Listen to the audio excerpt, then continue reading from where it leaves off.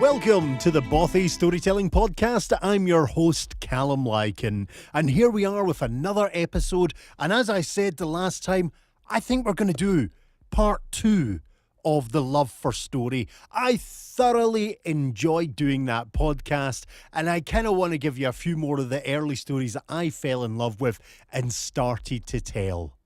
However, before we go into all of that, I should make you aware that today's podcast is brought to you by Audible. Get a free audiobook download and a 30-day free trial at www.audibletrial.com/Bothy Podcast. They've got over 180,000 titles to choose from for your iPhone, Android, Kindle or MP3 player. Now, our last episode was a little bit softer. The stories were definitely more kind of geared towards the love stories and my love of stories. So I thought what I'd do is I'd bring you something a little bit darker this episode and bring you some stories, not necessarily ones that I fell in love with from the first days of storytelling. Certainly one of them is, but stories that I fell in love when I was doing storytelling. And the first one I'm going to tell you is definitely a little bit darker, and it hails from my days as a walking tour guide in Edinburgh. You see, Edinburgh is one of those cities, and it is phenomenal and beautiful and historical, but it has such a dark undercurrent. And that is what I loved about the city, the darkness, all that gruesome and grisly stuff. And this story actually comes from my Scottish Bedtime Stories CD. I mentioned it in the previous episode, and it is available to buy on CD Baby and iTunes, etc. But this is one of the stories. But before we get into it, I should explain a little bit about the background. You see, Edinburgh at one point in its history became the epicentre of education. It actually entered its Renaissance, its age of enlightenment. And all of a sudden, people were flocking to Edinburgh from all around the world for education and technology and architecture and literature and medicine. Medicine becoming one of the most important elements of Edinburgh's education. People were flocking to the anatomists to be taught how to cure, how to study the human body. And two of the most famous were Knox and Monroe. Now, these two men, it was said at times were teaching up to 500 students. And they had a problem because they were only ever given 2 dead bodies a year from the gallows to practice on. And of course, to study medicine at that time, you needed a supply of the dead.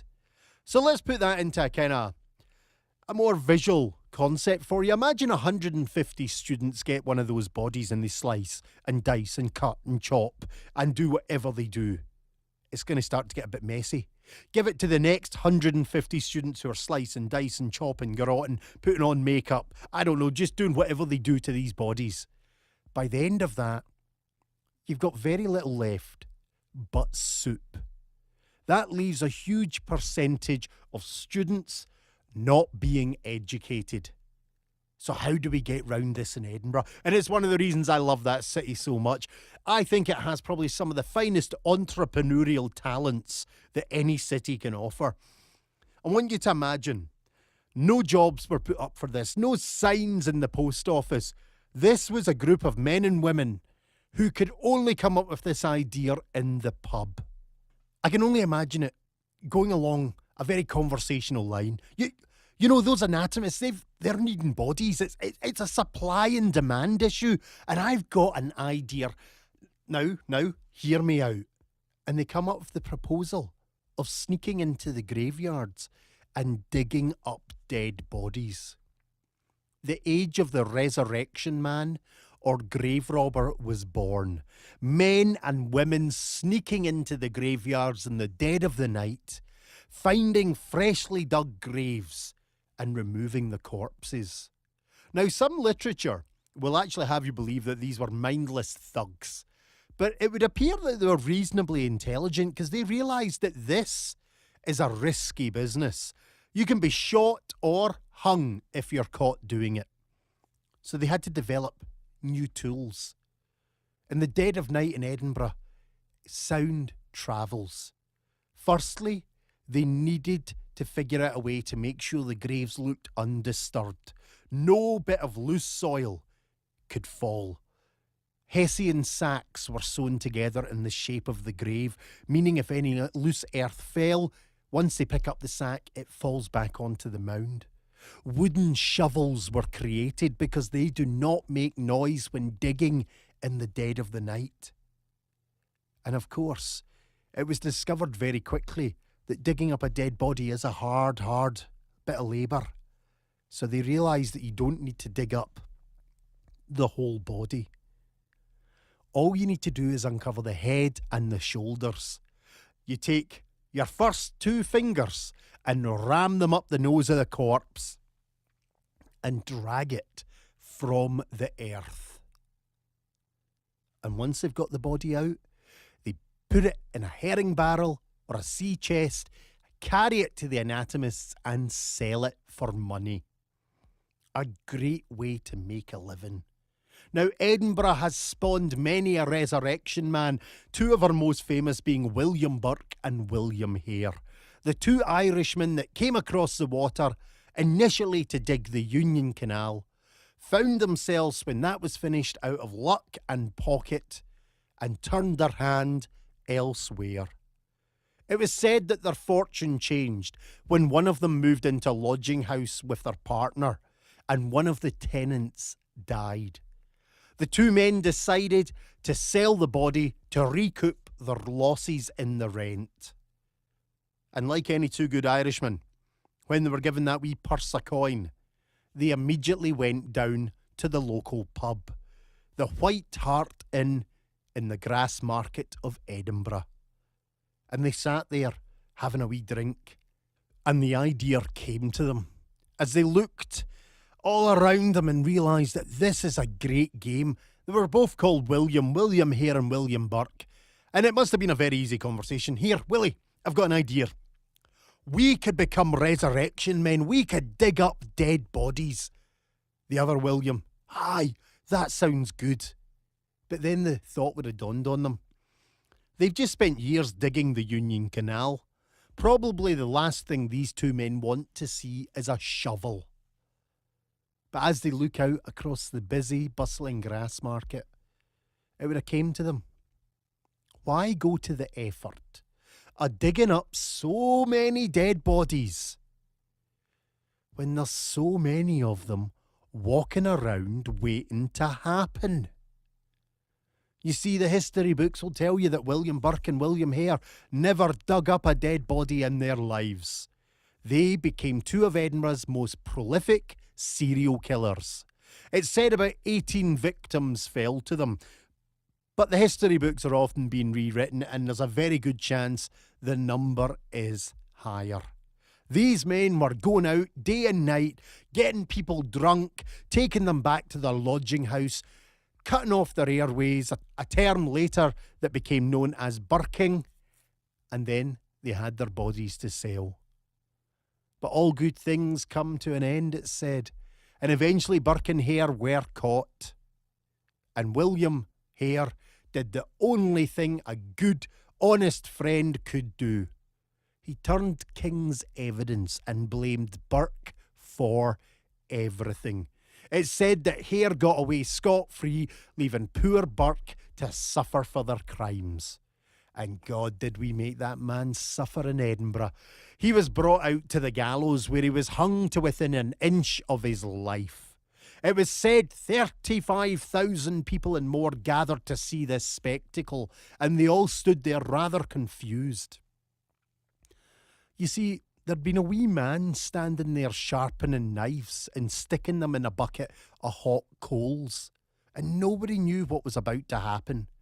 Once Burke's body, barely alive but still breathing, was taken from the gallows, he was strapped to a table where this wee fella went to work. I think the easiest way to explain: have you all peeled an apple in your lives? Because that's what we did to Burke. We flayed the living flesh from his body. It was said that about 48% of his flesh was flayed from him before his body gave out.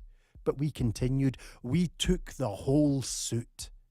His body was given to the anatomists at Surgeons' Hall. They dissected him, a little bit of justice and payback. But there were smart cookies in that Surgeons' Hall because they obviously saw some worth in this man. Because after they had dissected him, they took his skeleton and bleached it and mounted it. And Burke is still on display to this day. But that leaves one little mystery. What did we do with the skin? Well, let me answer that for you. We made things from it.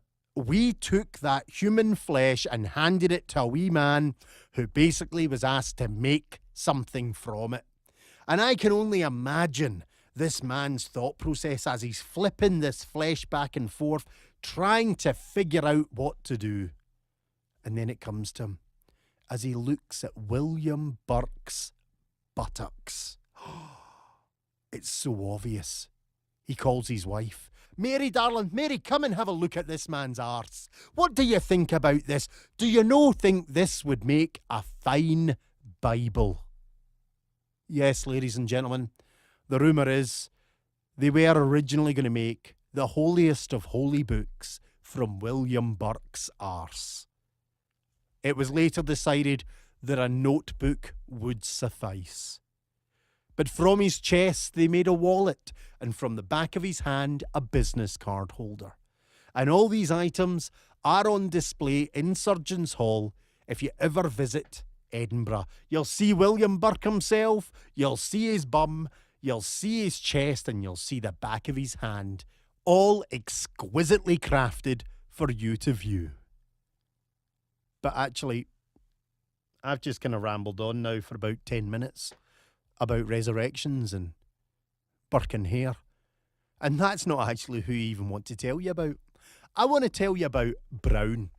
You see, Brown was a resurrection man, but he too decided to take the easy route out. The records tell you he was a good resurrection man. He was digging up bodies left, right and centre, but he decided he would make his own. And that was his downfall. On his first attempt, he was caught, arrested and charged and sentenced to death. Brown was sent to the gallows at the Grassmarket where he was dropped. The doctors took him off the rope, checked for breath and pulse, declared him dead, signed the certificate and slammed it down on his chest, which must have come as a right shock to Brown and the hangman as he sat bolt upright, gasping for air, looking at his death certificate. Well, now we have a problem. You see, that hangman's not happy. His reputation is on the line. You see, a failed hanging can ruin a hangman, not to mention the fact that he won't get paid for a lack of body. So our hangman has to think what to do, and he comes up with the only solution. He drags Brown back out to the gallows, strings him up, drops him, and then crawls under, grabbing Brown's ankles and putting all his weight on him to make sure his neck is strung properly. And Brown is declared dead a second time. Now we have a problem. You see, due to the case of Maggie Dixon, or Half Hang It Maggie, when anybody survives a hanging, it's declared an act of God, and that person is legally entitled to go about their life and live as a free individual with all sins absolved. Our hangman has just killed an innocent man. Our hangman has just become the criminal, and he needs to now hide the evidence. For a split second, he panics until he realises there's only one place to get rid of a body in Edinburgh. Sell it to the anatomists for the old slice and dice. And Brown's body is sold off. But his destiny is not to end there on the mundane slice and dice of some anatomist's table. No, you see, a very famous nephew had entered Edinburgh, the nephew of the great Galvani.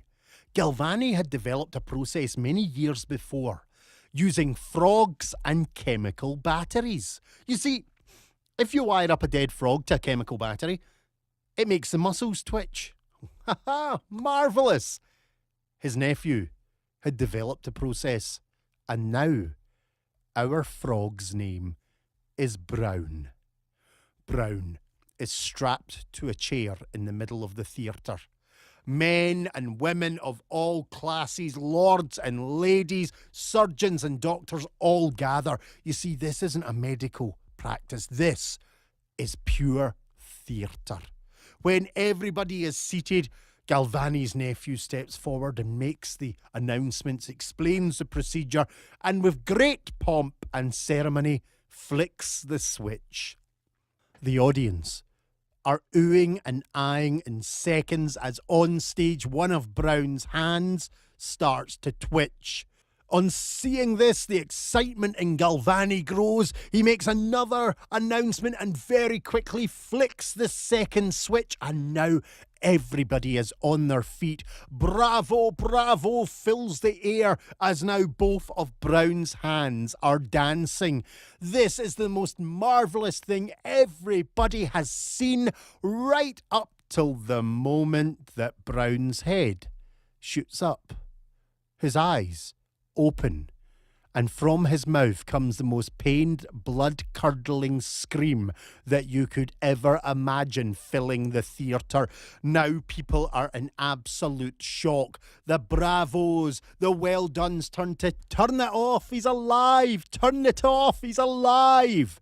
Galvani is in a state of shock. In all the years he's done this has never happened, and he has no idea what to do. But panic takes over and he reaches for the first thing he can find, a scalpel.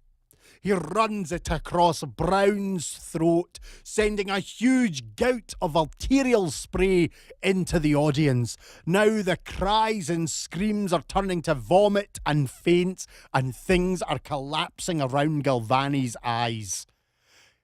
All he can hear is "turn it off, he's alive. Turn it off, he's alive" goes through his head. He must prove to these people this man was dead. Quickly, he calls the orderlies, who get Brown's body and place it upon the table. As quickly as he can, he slices open Brown's chest, saws through his rib cage and breaks it open, and as deftly as any surgeon is, removes his heart. Holding the heart in his hand, he steps forward, presenting it to the audience, and makes a bold statement. "Ladies and gentlemen, he was dead all along. It was only the electricity that made him look as if he was alive." Sounds incredibly reasonable to my ears. But unfortunately for Galvani, as he stepped forward and made this statement, he failed to notice the most obvious thing of all, which was Brown's heart beating its last few beats in his hand. Now, ladies and gents, for those that are listening to this podcast, some of you may be thinking I've gone too far. Some of you may actually be shouting, "Oh, what nonsense!" And I could not blame you. But this is actually a true story from Edinburgh, recorded in Edinburgh's Surgeons' Hall for the incident that happened. And this is why I love this story. This is why I love Edinburgh. I love these crazy and wonderful stories that it creates. But it doesn't end there, because for those of you that love the supernatural, if you're ever visiting Edinburgh, take a walk to Surgeons' Hall. You might be lucky. You might be walking through those hallowed halls and looking at Burke and looking at his bum, and you might feel like you're being watched or even followed. And if you are, and you turn round, you might be fortunate enough to see Brown, still walking the halls of Surgeons' Hall, his throat still bleeding away, his mouth wide, his eyes wide in terror, and his scream coming from his throat. But as he walks towards you, he has his hand stretched out. Brown is trying to offer you something.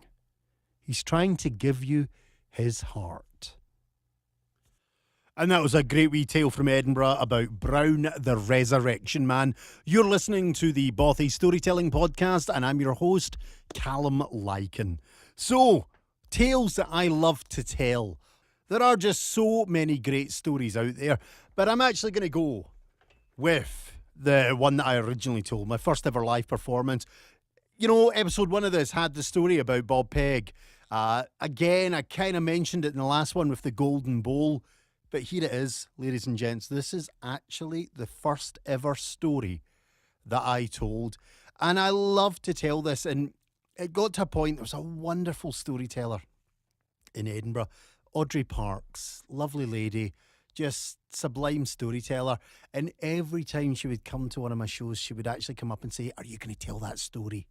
And it was such an honour. She is a legend in the Scottish storytelling scene. So for her to be asking for this tale just was one of the greatest experiences I could have.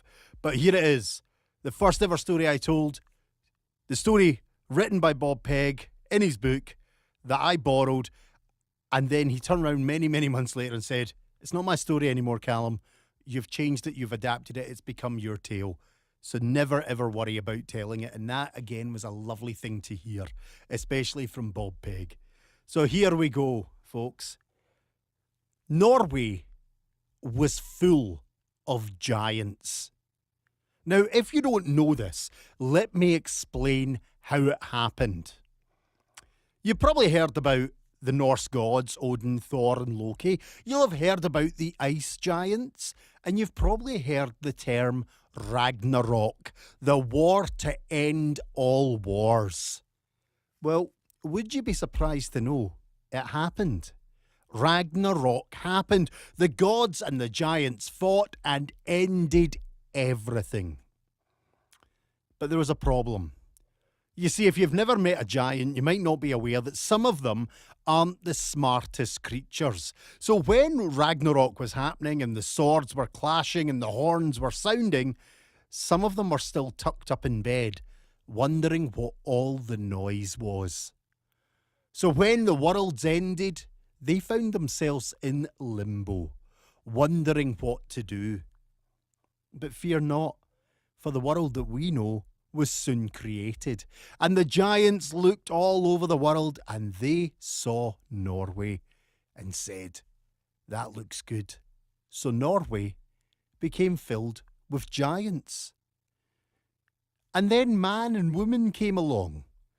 And I'll be honest, the fairy tales will tell you that giants and men and women didn't get on, but that is nonsense. They had a great time in Norway. They had dances and parties. They ate and drank. They had a rare old time together.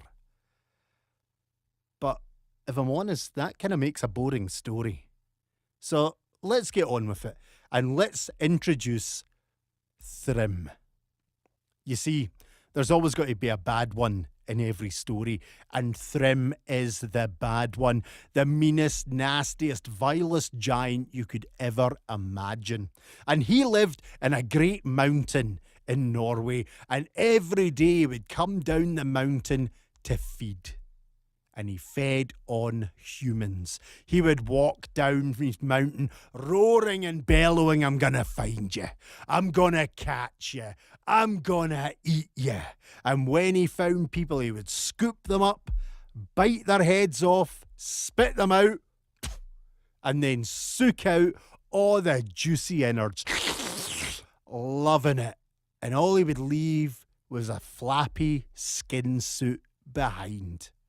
And this is what Thrym did day in and day out, hating everything and everyone but filling his belly. Until eventually around his mountain lair, there was nothing left but flappy skin suits. Well, the giants and the people of Norway had had enough of this, and they wanted rid of Thrym, but they knew they couldn't kill him. So they decided just to expel him. Kick him out of Norway. And when they told Thrym, they were quite surprised that he was agreeable to it. You see, he realised that out in the great world, there was going to be a great smorgasbord of delights for him to eat. So Thrym marched from Norway. I'm gonna find you. I'm gonna catch you. I'm gonna eat you, he roared and bellowed in glee. Until one day, he came to the oceans. Now, back then, they were a lot shallower, so when he waded in, they really only came up to his shins. But he starts wading across the water, roaring and bellowing, I'm gonna find you. I'm gonna catch you. I'm gonna eat you. And after a few days, in the far-off distance, he sees an island. He is so happy because his belly is rumbling. He steps onto the island, roars and bellows, I'm gonna find you, I'm gonna catch you, I'm gonna eat. And he looks around at this desolate island. Thrym had stepped on to the Shetland Islands. And the Shetland Islands are a fairly flat and sparse place, known for their wind and the Shetland ponies. A vicious breed of tiny little horses that will eat a man down to the bone if you let them. Well, Thrym wasn't happy with this, for there was nothing for him to really eat, and the wee horses were really starting to nip at his ankles. So Thrym marched on. I'm gonna find you. I'm gonna catch you.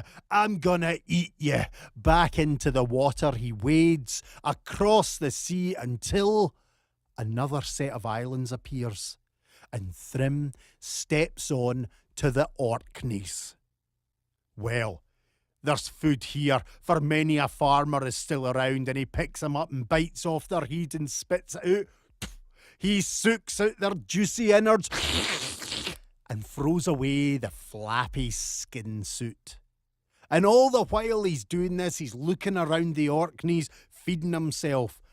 But in the distance, he sees boats sailing away across the water.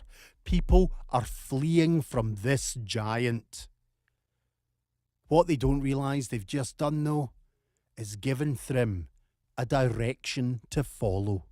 So after he's filled his belly, he marches back onwards into the water, roaring and bellowing after the boats. I'm gonna find you. I'm gonna catch you. I'm gonna eat you. And eventually, after days of travel, Thrym steps foot on Scotland. He looks around at the Highlands and sees nothing but hills and sheep. He's disappointed, but sure enough, all those refugees have left a path, and Thrym starts to follow. Now, Thrym doesn't realise it, but he's heading to the west coast, to a little village by the name of Applecross. Thrym might not know about Applecross, but Applecross knows about Thrym. An isolated little place, it's been receiving refugees for days, running from this giant. And now Applecross is overwhelmed, running out of beds and food and every area of shelter. The people of Applecross do not know what to do. Some are crying, send them to Skye, we've no room for them. Others are saying, but it'll make no difference soon enough. So the council gather and they realise this is true. We could send the refugees away, but this giant is coming and he's going to eat and kill everything in his way unless we try and stop him. So for many a day, they scratch their heads until a plan is formed. Now, if you've ever been to Applecross, to this day there is only one road in and out, over the mountain, and they knew that was the way that Thrym was coming. But at the bottom of the mountain today, there is a campsite. Once it was open fields, and that's where they decided to set their trap.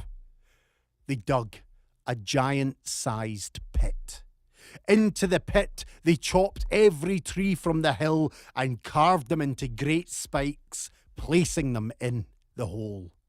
Covering the hole with grass, heather and fern, They disguised its existence, and finally, gathering all the rope they could, they placed a great tripwire in front of the pit. And now they waited. And they waited.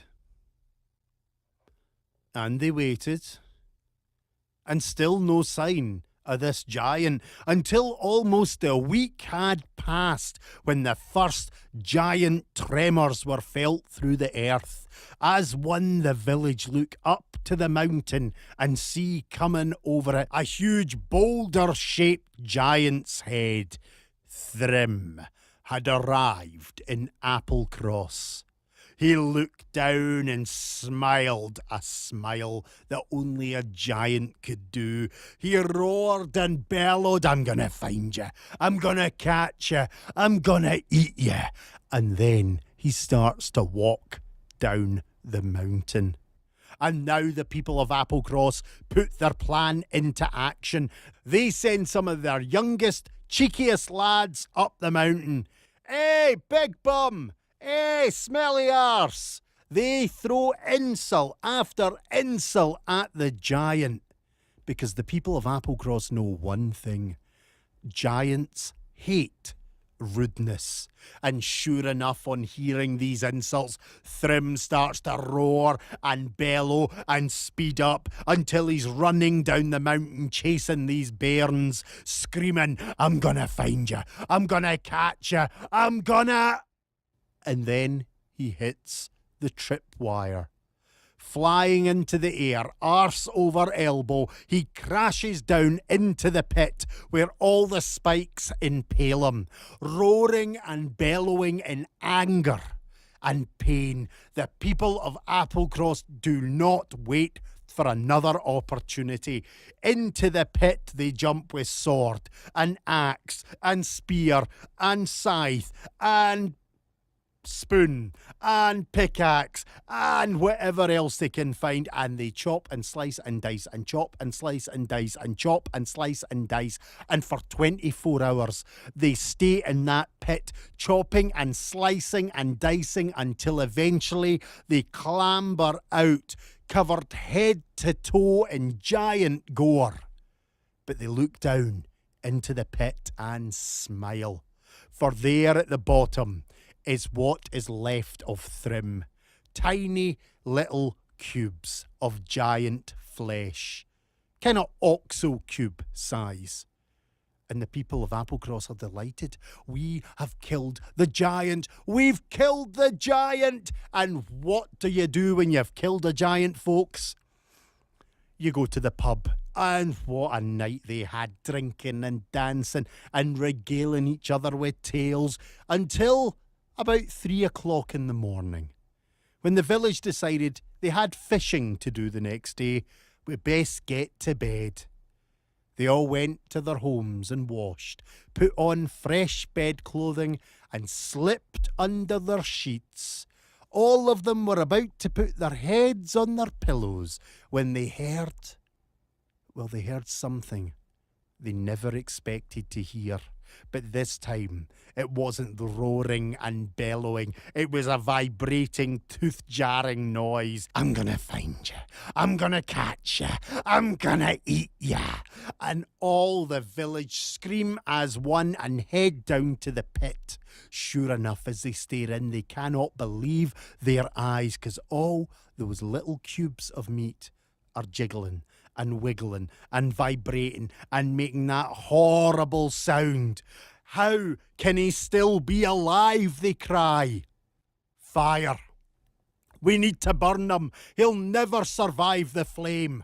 They gathered peat and oil, grass and hay, and they threw it into the pit and burnt it high. And for 7 days and 7 nights, they burned that fire. And I won't lie to you, there may have been some hot dogs and s'mores, because it is Scotland, and any opportunity for a good barbecue cannot be missed. But they burned that fire high and bright until eventually it drifted down and down and down until the flames died, and all that was left at the bottom of the pit was the finest ash.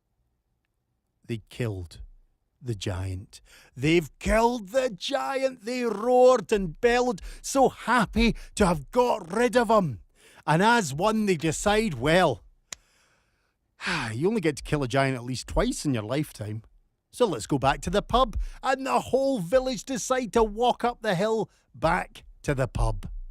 But as they turn and walk back to the village, a wee breath of air comes in from the oceans, picks up some of the ash and flings it high into the air.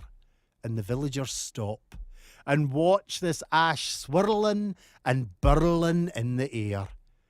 Ah, Mother Nature's gonna clean up this mess. But as they watch that ash, they can't help noticing the flags in the background are blowing the opposite way. And yet this ash is floating perfectly still on the breeze. And then, sure enough, they start to notice the cloud of ash slowly drifting towards the villagers. And as they listen and watch, they hear it, the most high-pitched, buzzing, squealing noise. And they never thought they would hear such a thing say, "I'm going to find you. I'm going to catch you. I'm going to eat you." Now, I've just realised, ladies and gents, that it probably is normal to finish a show on a happy ending. But I'm Scottish, and that's very rarely ever going to happen. You see, the people of Applecross that day ran.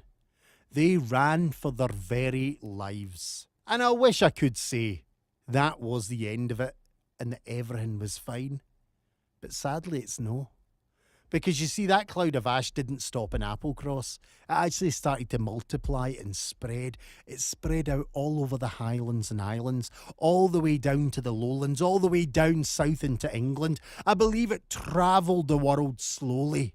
And if you ever encounter that ash while walking through Scotland, you might see it swirling and burling on a summer's day under a tree. I'd advise you to run. Run like the people of Applecross did, because if you don't, those midges are gonna get you. And I've realised with this story, having told it in Scotland and all over the world, I need to put a wee disclaimer at the end. For some people might not be familiar with midges, but everybody knows what a mosquito is. Now, normally a mosquito will attack you as one or two. You'll hear a high-pitched squeal in your ear before it sinks in and starts to drink. Well, mosquitoes are child's play in Scotland, because I want you to imagine 1,000, 100,000, 1,000,000 mosquitoes all flying at you at once and sinking their teeth into you to devour you and drink your blood. Because that is what the curse of Thrym does. So if you ever see those midges, run. Run for your very life, because there's no ointment, no spray, nothing that'll make that itch and bite feel any better. And there you go, your two perfectly delightful stories from this episode of the Bothy Storytelling Podcast. And do remember that we are sponsored by Audible. So now we come to Calum's book recommendation. And on Audible, we actually have a huge selection of audiobooks that you can hear. Sadly, none of them narrated by myself yet. A little plug there for Audible to maybe consider a handsome Scotsman whose voice is very much suited for radio, and so is his face. But one of the books that I actually discovered is one of my favourites. It's not a storytelling book. It's actually a Legend by David Gemmell. Oh my goodness. If you've never read the Drenai series by David Gemmell, you need to get yourselves a couple of copies of this. This one's actually narrated by Sean Barrett. It's roughly lasting for about, whoa, even I didn't notice that, 13 hours, folks.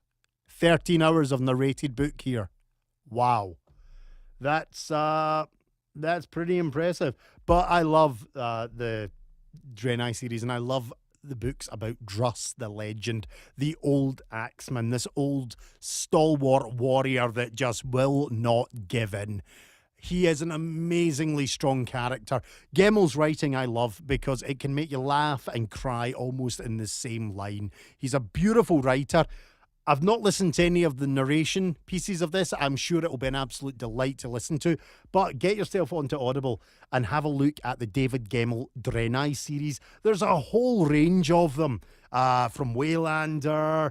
You've got the Sword of Night and Day, The Hero in the Shadows, a huge range of great stories, each with different characters but interwoven into the same timeline and little subtle hints of the other characters existing in the same sort of universe, shall we say. But I love David Gemmell's Draenei novels, but the first one is Legend, all about Druss the legend, not a young axe-wielding man. He's in his old age now, being dragged back into war, and it's such a powerful, good book.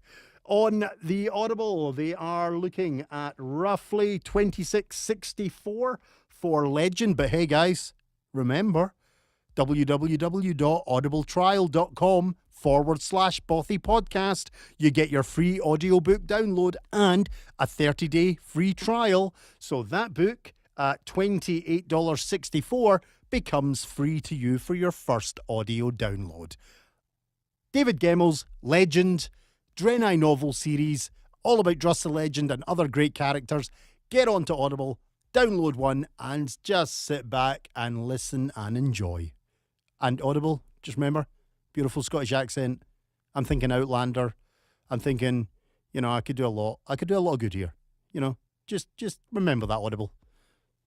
And that is my shameless plug for myself and my book recommendation. And of course, straight after our book recommendation, we always like to give a little bit of a shout out to another podcaster or YouTube channel. And this week I thought a YouTube channel should get a wee shout out because when I was researching, kind of building my wee home studio and products and equipment, and kind of getting an idea for doing this, I had to look at a lot of YouTube videos, and one of the guys that was really useful is a YouTube page called Booth Junkie, Home Voiceover Studio Setup. Basically, a great series of videos, some of them using software that I don't use. I use Audition to do these podcasts, but he uses a variety of different things. But what he does is he gives you mic reviews. He gives you pop filter reviews. He kind of teaches you how to set up a home studio, even in a closet or just using some old blankets if you're on the road. So it kind of gives you an idea that not all this needs to be done on a high-end budget.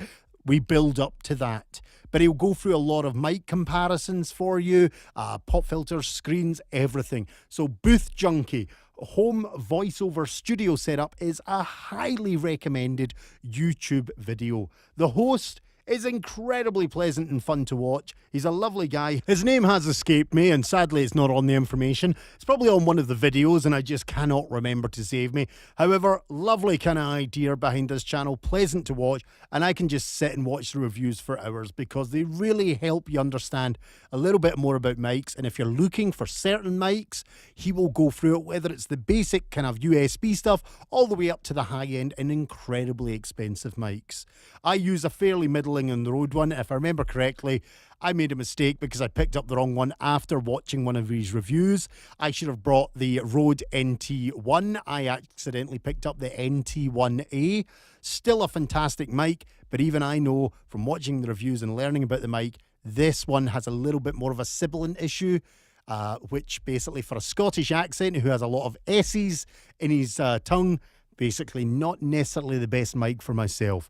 But watch this guy, watch Booth Junkie, great YouTube video, and that is my recommendation for podcast or YouTube video for this episode. And there you have it, folks. Another episode of the Bothy Storytelling Podcast. And again, I will remind you, we do have a Patreon page. So if you wish to become a patron of this podcast and help me improve it, make it better, production, equipment, just enhance the overall experience, please pop over to our Patreon page. Simply the Bothy Storytelling Podcast. Have a look at the reward tiers and please become a patron. That will help me enhance, improve and develop this podcast to the next level. However, I hope you enjoyed this episode, the second episode of The Love of Stories. The next episode, I have no idea. I'm thinking we're coming up to St. Patrick's Day, so let's maybe have an Irish feel. But you never know, my mind might change. That's the beauty of running this myself. I can just do what I love and give you shows that hopefully you love. But, ladies and gents, I hope to hear you all and see you all at the next Bothy Storytelling Podcast.